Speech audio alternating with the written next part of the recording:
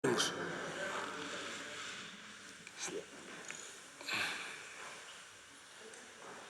días. Buenos días, presidente. Gracias, Judith Sánchez Reyes, corresponsal de Imagen del Golfo de Veracruz. Presidente, tomando en cuenta que ya se tiene la presencia de un caso con una variante de COVID-19, de un mexicano que llegó de Ámsterdam y llegó aquí a la Ciudad de México y tuvo como destino final el estado de Tamaulipas, ¿qué tipo de filtros se implementarán, por ejemplo, en el aeropuerto, sobre todo de aquí de la Ciudad de México, para poder detectar este tipo de casos? Por ejemplo, en Reino Unido ya se va a exigir a los viajeros mexicanos presenten la prueba PCR para poder ingresar.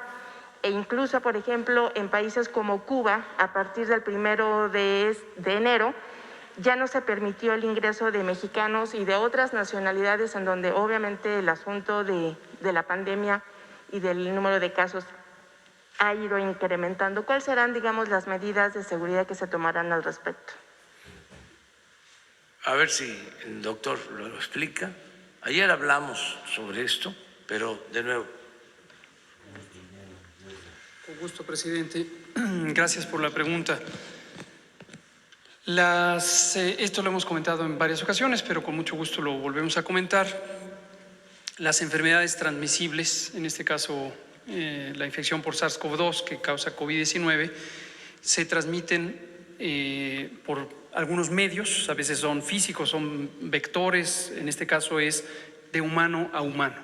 No hay, afortunadamente, otro medio principal de transmisión que la transmisión de humano a humano.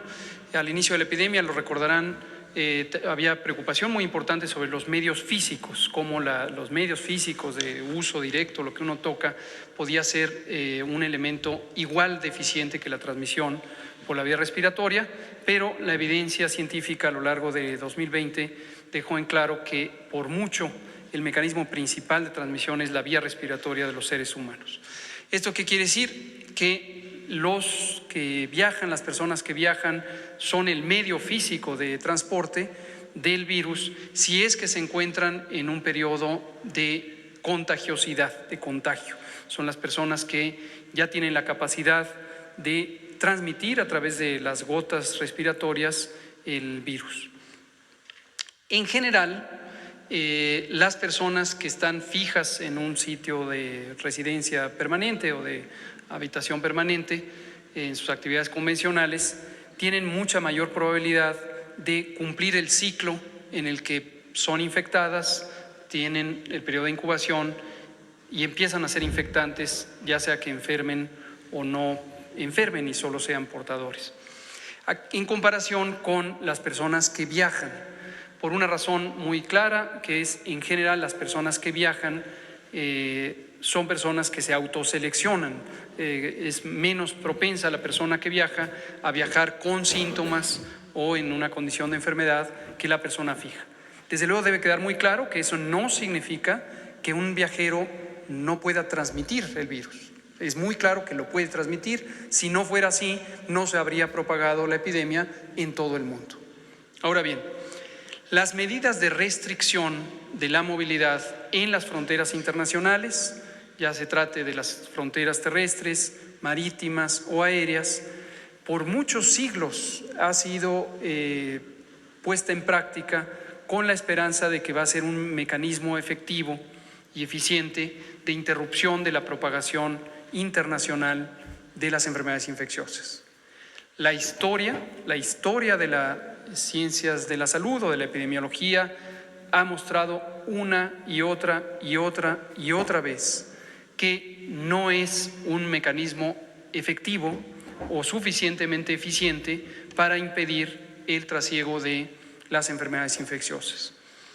En esta epidemia, en esta misma epidemia de COVID-19, lo hemos podido constatar desde el mes de marzo de 2020, en los albores de esta epidemia. Varios países del mundo, varios, no pocos, muchos, empezaron a imponer restricciones de movilidad con la suspensión temporal de el transporte aéreo, por ejemplo, o con la restricción de movilidad, ya sea absoluta o selectiva, en las fronteras terrestres. Hoy día, a lo largo de todo 2020, vemos que la epidemia se propagó en todo el mundo, casi por igual, o de hecho por igual, en países que impusieron restricciones que en países que no impusieron restricciones, por igual.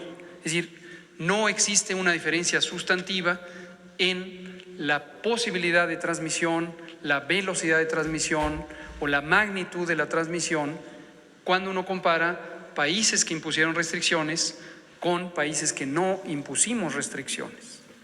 Esto no es sorprendente. A lo largo de muchas décadas durante el siglo XX, las ciencias de la salud pública, las comunidades globales, no solo académicas, sino gubernamentales, y los propios organismos internacionales de salud debatieron sobre este tema. Y esto dio lugar al nuevo Reglamento Sanitario Internacional, ya no es tan nuevo, fue establecido en 2005.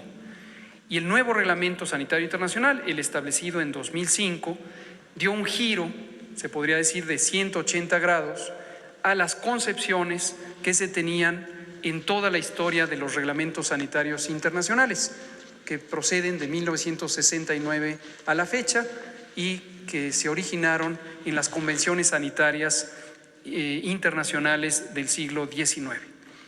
Uno de los giros más relevantes fue precisamente el establecer que no es procedente imponer limitaciones al tráfico de personas o al tránsito de personas y al tráfico de bienes materiales necesarios para las sociedades cuando esto no tiene una justificación técnica clara que ayude a limitar la propagación de enfermedades.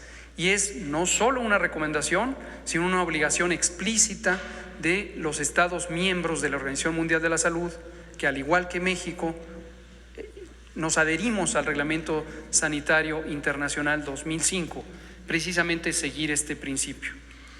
En conclusión, la idea, aunque intuitivamente para la ciudadanía, quizá de México y de otros países, sonaría atractiva, qué restricciones, qué mecanismos de filtro, qué mecanismos de control pudieran ocurrir para evitar la propagación.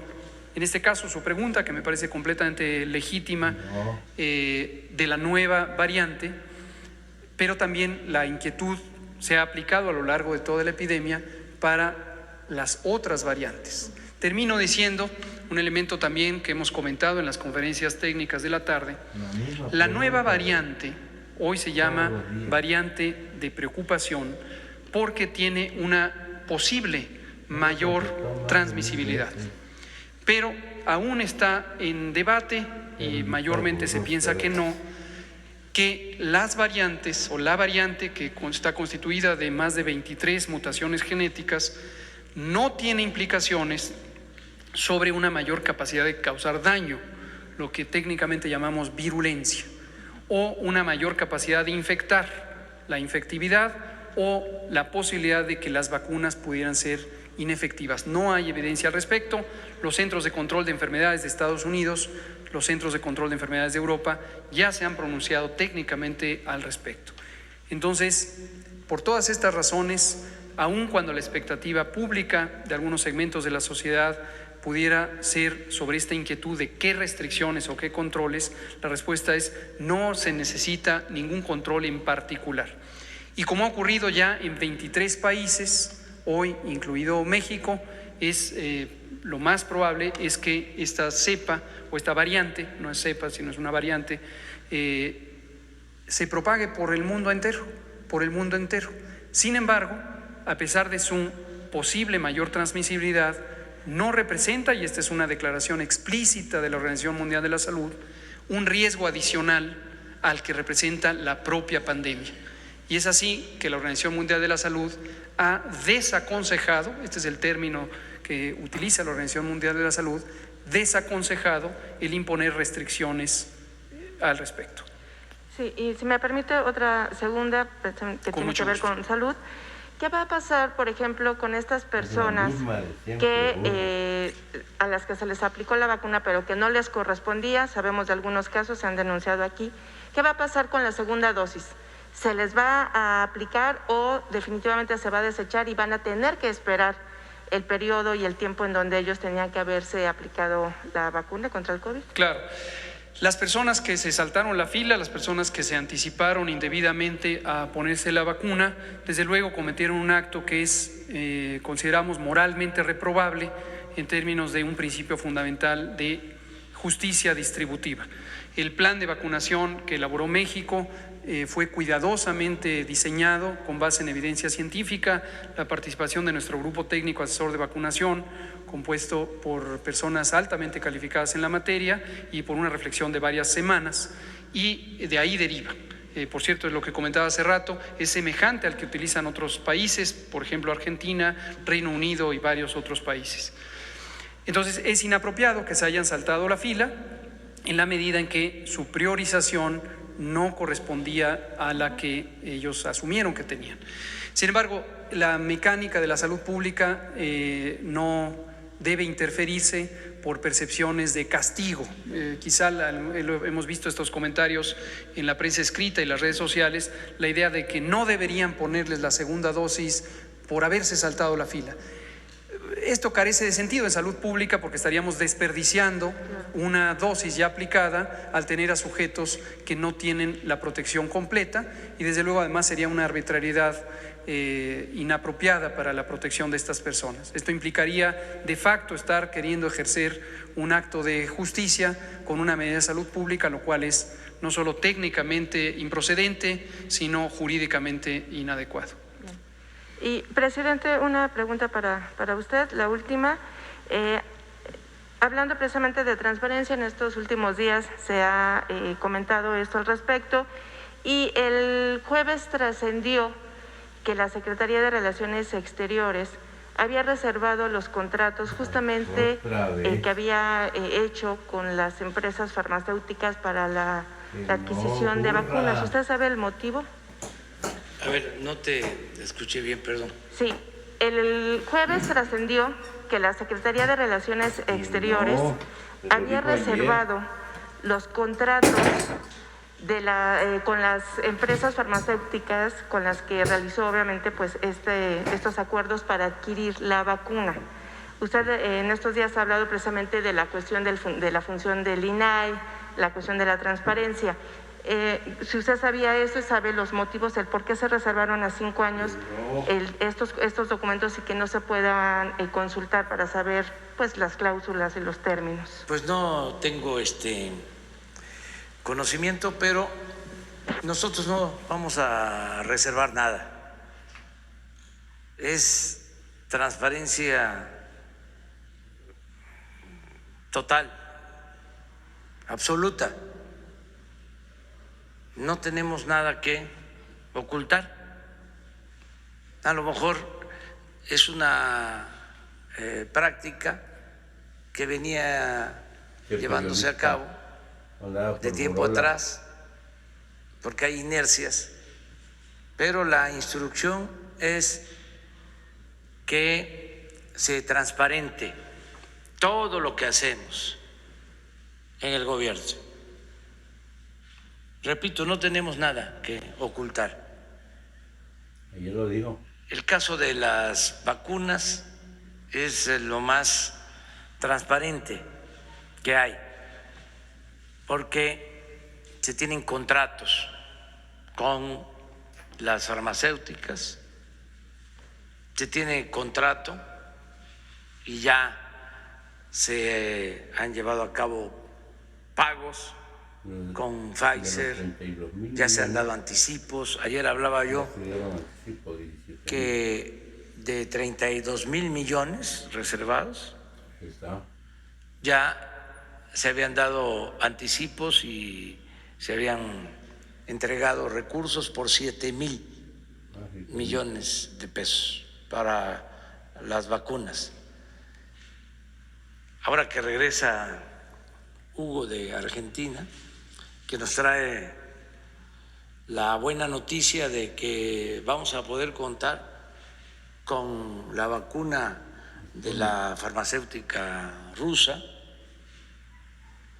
que están dispuestos a vendernos si se aprueba en México, que es lo que van a hacer en estos días los especialistas de COFEPRIS. Al momento de que se apruebe, tenemos posibilidad de adquirir 24 millones de dosis. Tómala. Como es una vacuna que requiere 2 aplicaciones, tendríamos para vacunar pronto a 12 millones de personas en el plan de vacunación de adultos mayores, 12 millones. Hugo nos informó, porque es un precio estándar, vamos a decir, de $10 La cara. por dosis. Entonces, si son 2 dosis por persona para vacunar 12 millones, vamos a requerir como 6,000 millones de pesos. A ver, hagamos la cuenta. Sí, A la periodista Clara. son $20 por persona, por 12 millones. 240 millones de dólares.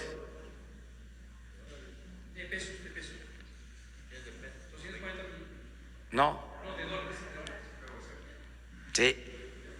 Entonces, si esto lo llevamos a pesos, son como 5,000 millones de pesos. Entonces, ese dinero, ya desde ayer dimos la instrucción que se aparte, se reserve. Ya Hugo tiene esa encomienda con el secretario de Hacienda.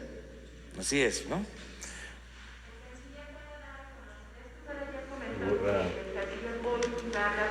Sí, ahora le preguntamos porque va a estar en el aeropuerto. Le preguntamos sobre eso, pero no se va a reservar Ya dijo que nada no. de información, no se va a reservar nada de la información que tenga que ver con vacunas, ni con el gobierno en general. La mandó Borola. Sencillo, no somos corruptos. Ándale, tómala. Entonces, ¿por qué vamos a estar ocultando las cosas? Periodista mandada por Borola. A ver, Sara.